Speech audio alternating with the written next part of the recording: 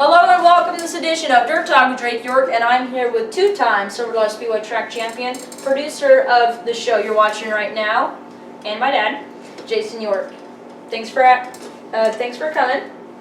I live here, so you're welcome. Thanks. All I had to say, could you please help us set up the banner and we're good to go? Because we already wrote all your questions and stuff. And today's show will be presented by Motorwear International and Smith Racing. So this guy's been through a lot in the Northern California sprint car ranks, from non-wing, NARC, Golden State Series. Yeah, Golden State too, a lot of stuff. But let's start off at the beginning. What was your intro to racing? Well, just like yourself, when I was born, my dad was racing and he had two race cars, a TQ midget and a sprint car. And I went to my first race. It wasn't as soon as you, because you were like 6 days. I think I was like a week or two. So that was how I got introduced. I was born into it just like you were. How'd you get your first car, and what kind of car was that? Well, my absolute first car was a quarter midget that I only raced for a few times in Southern California before they tore the track down that I raced at in Northridge. And so then my first race car after that was a 1970 Chevelle that I bought for $500, and I had to borrow money from my mom to buy it. I know you half. I had half the money. So that's $250. Yes, you're right. Okay, so I had a job so I could pay her back. Was there credit cards back then? No, well, I didn't have one, but yes, there was. But I had a job, okay. So she said, "Oh, if you have a job, we'll loan you the money, but you got to pay it back." Okay. So I know you've raced in a lot of classes over the years, at Silver Dollar, Paris Auto Speedway, and elsewhere. How long did you spend in each class, and what classes did you race in? Let's see, pure stocks for 2 years at Silver Dollar, late models for, well, it started limited sportsman, but then my rookie year they changed them to late models. So here I had a limited sportsman car racing against late model guys. So, and it was a 66 Chevelle racing against, Camaros and stuff. So the next year I bought a real late model, and I ended up spending 4 years in that class. And I spent 19 years in sprint cars. Which was your favorite to drive out of all those classes? Well, for me it was a no-brainer, the sprint car, because that's all I ever wanted to do was drive a sprint car, and I only drove stock cars so I could get in a sprint car, because I couldn't afford to just buy a sprint car when I was 18 years old on my job working at a machine shop part-time while I was in college. You've won 2 Silver Dollar Speedway track championships, one in 2000 and then 10 years later in 2010. How hard is it to win just one track championship at Silver Dollar?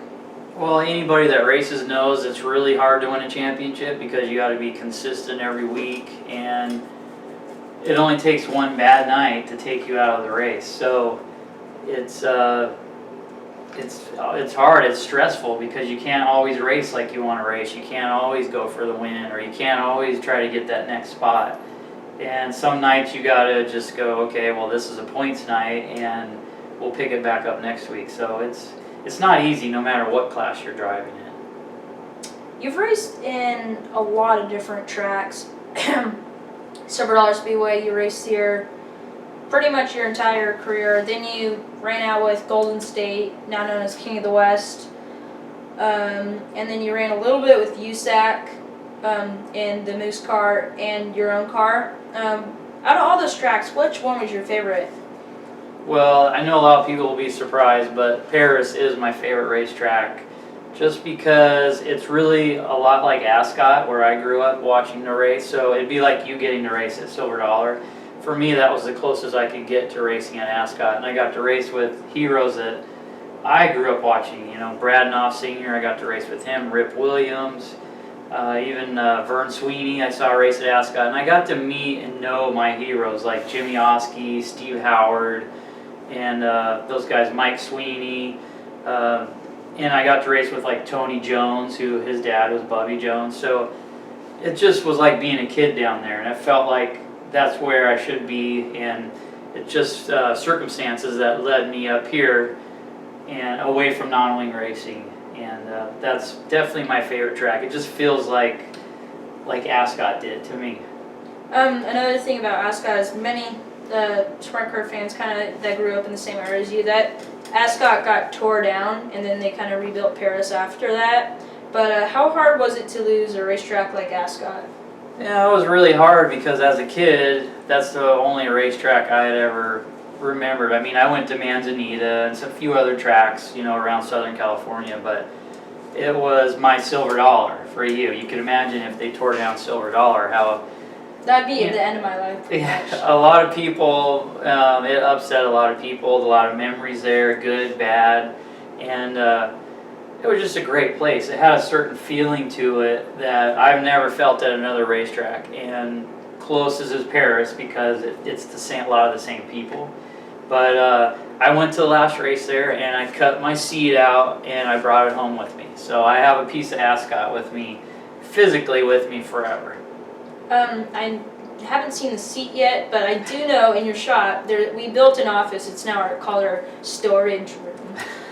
But you had some dirt from Ascot, that's right? Yeah, I do have some dirt from Ascot. It's somewhere in that storage room. When the track closed, I went down on the track and I had a big Ziploc bag, and I just piled the dirt into the bag and Ziplocked it, and I think your grandma still has some in her freezer. So when I got home in 1990, I thought, the freezer was the best place to keep it because it preserves the dirt. Who knows if it does or not. But so your grandma had it in her freezer for probably 15 years, and I bet there's probably still some in there.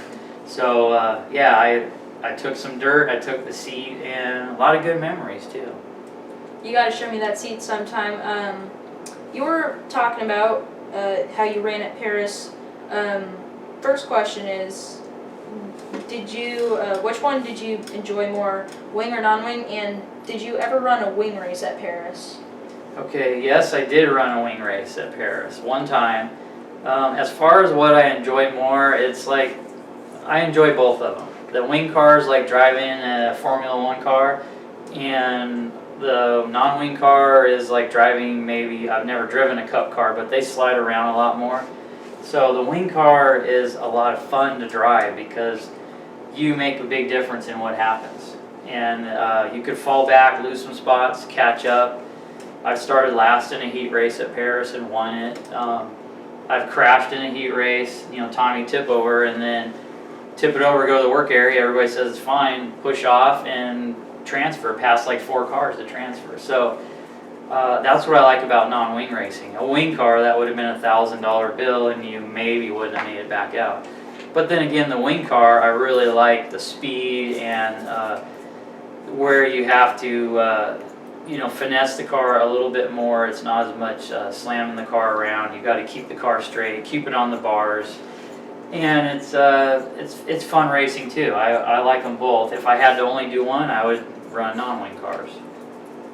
In 2004, at the Pass, everyone calls it. That's a great acronym right there. Couldn't be better. You won a non-wing race there. It was your only non-wing win, but how special was that race for you to win? It was huge. I mean, like I say, it was like winning at Ascot. And, we had been fast there. It wasn't like we just all of a sudden showed up and won. We had been fast. We had ran up front. And that night I started on the front row and led every lap. Almost didn't lead the last lap because of Corey Kruzman. But it was huge. I mean, I always say this, but whenever I go to a racetrack, I expect to win, or else I wouldn't be there. But everybody knows I didn't win every time I was there, and nobody does. But I felt like that's what we came there to do anyways. And but it was huge because it was fulfilling a dream of winning a non-wing race and winning a race at Ascot in front of all those, those kind of people. And in fact, Chris Holt interviewed me. And in Victory Lane, I said, this is almost like as good as winning at Ascot. And he said, no, it's better than Ascot. And I never let him forget that, because it isn't better, but it's as close as I was ever going to get. So, and, you know, to barely beat Corey Kruisman was huge too, because that guy is, you know, a legend down there. And if we went one more lap, I wouldn't have won. So I was lucky it was only 30 laps, and he didn't get his flat tire just a little bit earlier in that race, because he went from the back to the front. I've heard some crazy stories about you and my mom doing crazy things trying to get from race to race. What was the craziest thing you've ever done, just in general, trying to get to a racetrack or trying to get stuff to work on a race car? Well, we've done a lot of crazy things, like pick our motor up at midnight at the engine shop before a race, and me and your mom came home and put the motor in, and then I came home at lunch and finished it. So we didn't get to bed until 3. But the craziest thing that comes to my mind is I wanted to run Pepsi Night in Chico because I won the year before. So this was, I won in 03, so this is 04, so you were just a little baby. And so my car was down at Paris. We left it down there, and we left enough stuff here at home to race the wing car. And so other than that, I needed to borrow a truck, a trailer, and have someone tow it. So I borrowed a truck from West Dinsmore and a trailer from West Dinsmore also. And, or no, that was a different time. We've done a lot of crazy things. So Jim Foster borrowed a trailer, and he used his truck, and he towed the car to the track, and we raced that night. And then we all came home. We took some parts off the car, some rock screens, some knee guards, you know, a couple shocks, and we put that in a suitcase. And your mom, you, and I drove to the airport that night and flew to LA, to Ontario. Ontario. And Aaron picked us up, and I raced the next night at Paris. So I raced here on Friday night, flew down there, and got up the next morning, put the stuff on the car, and we raced. So I thought that was pretty crazy. That's almost, without the suitcase part, that's almost part of the equivalent, like that someone like Kyle Larson or someone that also comes to mind like that, probably Brady Bacon for me. So that kind of reminds me of that a lot. So now, I mean, a lot of people like to do things pre-race and post-race. Do you have a pre-race or post-race ritual? Oh yeah, you know me, I have all kinds of rituals. So my pre-race ritual is after qualifying in the heat race, I don't eat at the track because when I'm driving, because I'm just too into what I'm doing, and I don't get hungry. So I eat 2 Reese's peanut butter cups at least before the main event, or you know, after the heat race, once we know what's going on with the, you know, where we're going to start and all that. So that's my pre-race ritual. And it's funny because there's been nights I forgot to eat it, and your mom says, well, you drove like crap because you didn't eat your Reese's. So candy had muscle power. And a lot of people know this, my post-race ritual when I come home, and I don't really know how this started, but probably because it's easy to eat. I'm starving when I get home eventually, and so I have hot dogs, and then of course beer, because I always was driving the truck home, and so I couldn't usually have much beer at the track. So even though it's only, you know, 8-mile drive from Chico and Silver Dollar to here, but so hot dogs and beer after the races. You're a dad now to me and Dane, who's outside trying to entertain the dog to keep us alone. What do you enjoy about being a dad? What do I enjoy about being a dad? There's a lot of stuff. I enjoy it when I can share, you know, things that I like to do as a kid with you guys, like camping, and Dane doesn't really like the racing as much, but I can share my racing with you and as a family, and just like watching you guys grow up and, you know, seeing you mature, and it's you know, there's a lot of fun stuff. There's a lot of work. Being a dad is a lot more work than I ever thought it would be, because, you know, you're responsible for a human being going out in the world, so that's not anything to take lightly. So it's definitely something I didn't want to miss out on. I don't know what year you won this, but it's why I do this show, to learn stuff. You won the Dave Bradway Jr. Memorial Race Inspirational Award. How big of a surprise was that for you and my mom?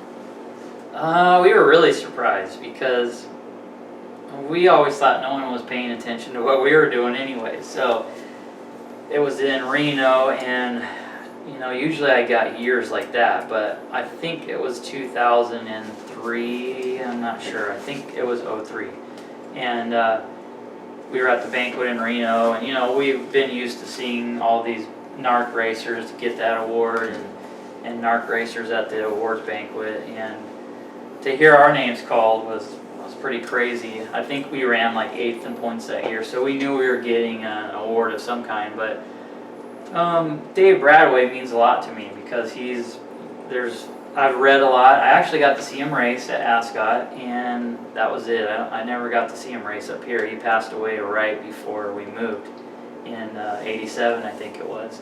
So it means a lot because he was a racer, and people consider him a racer. And there's, people race, but there's racers, and not many people are racers anymore. But it was really cool to get that, and because he had to work to race, and he was an engine builder, and he was a good driver, and just it's cool to have your name linked with him in no matter what way it was. I never got to win the Bradway race, but to get that award was huge, and we got that nice big trophy for a whole year, and your mom had to dust it for a whole year. One year you won the Pepsi Night trophy. That was what you were talking about when you tried to fly down to Paris after Pepsi Night. That was the year before we're talking about. You won it. How special was it to win a race like that with all those names on that trophy? It was great. I'd been trying to win that trophy since 1990 because they did have it in every division, and I was trying to win it in pure stocks, late models, and then finally in sprint cars, and it was great because you get that trophy that they used to have had everybody's name on it, and to get my name on there, I believe Bradway Jr. was on there. I think Bradway Sr. was on there. Also, I believe Jack Audenchild's on there. Of course, Shane Scott's on there like 20,000 times. But well, that's Shane Scott. Yeah. So there's just, to me, if you race at Silver